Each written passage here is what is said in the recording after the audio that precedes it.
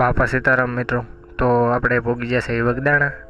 તો બાપાના દર્શન થશે તો આપ સૌને કરાવીશું. નકર બગદાણાનું ભવ્યમાં ભવ્ય રસોડું છે એ આપ સૌને બતાવશું રસોડું. તો મિત્રો વિડીયોમાં બન્યા રહેજો.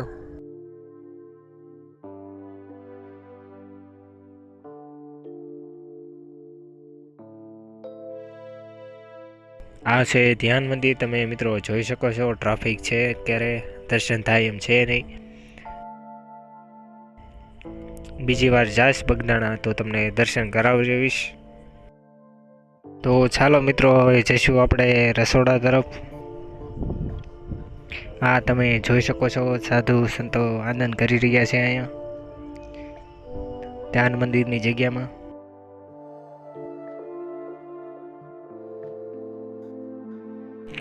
આ જગ્યાએ ચા બની રહી છે. તમે જોઈ શકો છો કે સેવામાં વડીલો પણ છે, સેવા કરી રહ્યા છે.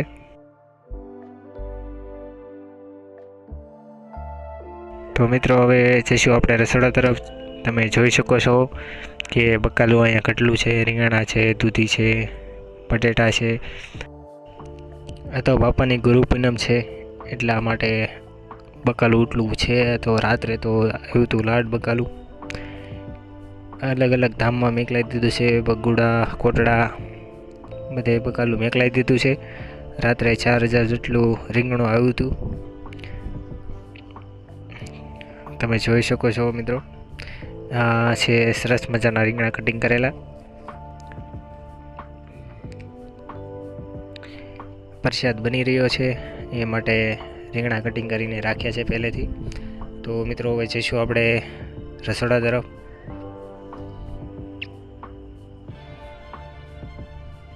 તમે જોઈ શકો છો ટ્રાફિક છે, આજે ગુરુ પૂનમ છે બાપાની. મિત્રો કામ કરી રહ્યા છે બધાય. સામે દાળના ટપ પડ્યા છે અને દાળ બનાવી રહ્યા છે મિત્રો. આ છે રસોડું. તો હવે ચાલો જઈશું આપણે ઉપર. જોઈ શકો છો તમે અહીંયા બટેટા કટિંગ કરેલા તૈયાર છે અને સામે બાપાની પ્રસાદી માટે શાક બની રહ્યું છે. તમે સામેની સાઈડ જુઓ તો દાળ બની રહી છે. એ એક વાસણમાં 50,000 જેટલું માણસ જમી રહે એટલી દાળ બને એમાં.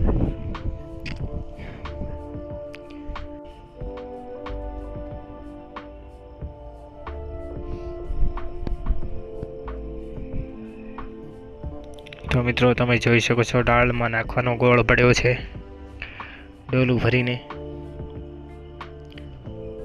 મિત્રો આનંદથી કામ કરી રહ્યા છે, પોતપોતાની સેવા કરી રહ્યા છે.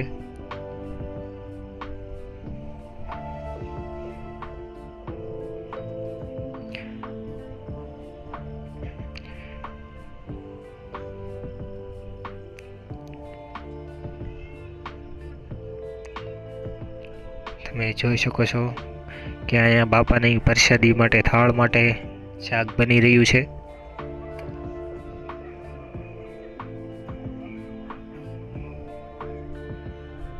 સરસ મજાનું રસોડું લાગી રહ્યું છે. સામે ભાત કાઢી રહ્યા છે મિત્રો. માથેના તપેલામાં ભાત ઉકળી જાય એટલે નીચેથી વાલ ખોલીને કાઢવામાં આવે છે. ભાત નીકળી ગયા છે મિત્રો, અને ભાત નીકળી ગયા છે અને હવે ચોકીમાં ભરવામાં આવે છે. તો તમે જોઈ શકો છો મિત્રો. હવે આ ચોકી લઈ જવામાં આવે છે અને ટ્રેક્ટરમાં મૂકી દેવામાં આવશે, કેમ કે આજે ટ્રાફિક બહુ છે એટલે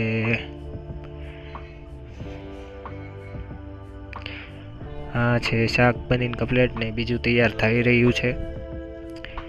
આ છે લાડુ બાપાની પ્રસાદી, તમે જોઈ શકો છો. અને આ તો રૂમમાંથી લાવવામાં આવે છે. આ તમે રૂમમાં જોઈ શકો છો. આ એક રૂમ નથી, આવા 5 રૂમ ભર્યા છે.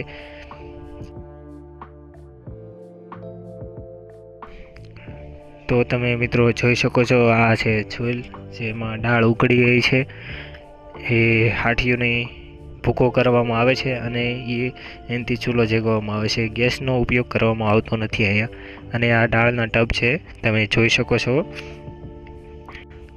તો તમે જોઈ શકો છો મિત્રો, આ મિત્રો રોટલી બનાવી રહ્યા છે.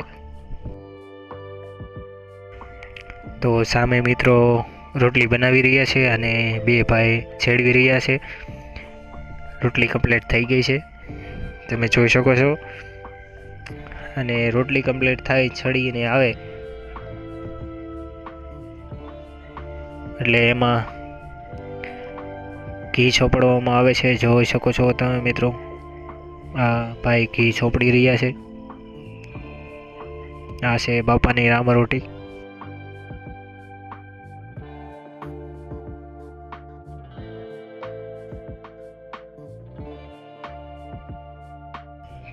તો ચાલો મિત્રો આગળ જઈશું.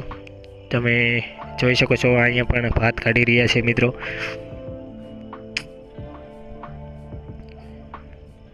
ભાત કાઢી નાખ્યા છે, કમ્પ્લીટ થઈ ચૂક્યા છે. તો એ હવે લઈ જવામાં આવશે. એ વાત તે અહીંયા બે ઝારા ભર્યા છે મોટા મોટા ભાતના. તો મિત્રો આપણે આવી ગયા છીએ ભોજનશાળા તરફ. જોઈ શકો છો મિત્રો કામ કરી રહ્યા છે, સરસ મજાનું સેવાનું કામ કરી રહ્યા છે, જોઈ શકો છો તમે. તો મિત્રો તમે જોઈ શકો છો, પંગતમાં બેસાડીને જમાડવામાં આવે છે અને તમારે જમવું હોય એટલું તમને આપે છે. 12 વાગે જમવાનો સાદ પડે છે પ્રસાદીનો અને 5 વાગ્યા લગી ચાલુ રહે છે રેગ્યુલર. અને ક્યાંક પ્રસંગ હોય તો 24 કલાક સુધી બાપાની પ્રસાદી મિત્રો આપે છે. અને રાત્રે પણ મોડે સુધી પ્રસાદી ચાલુ જ હોય છે. તો મિત્રો તમે બગદાણા જાઓ તો પ્રસાદી લીધા વગરના ના આવશો. તો મિત્રો તમને વિડીયો સારો લાગ્યો હોય તો લાઈક કરતા જજો અને ઝાઝામાં ઝાઝો વિડીયો શેર કરજો. અને હવે મળીશું તમને બીજા વિડીયોમાં. તો બાપા સીતારામ, અને કમેન્ટમાં બાપા સીતારામ લખવાનું ના ભૂલશો. બાપા સીતારામ, જય શ્રી રામ. મળીશું નવા વિડીયોમાં.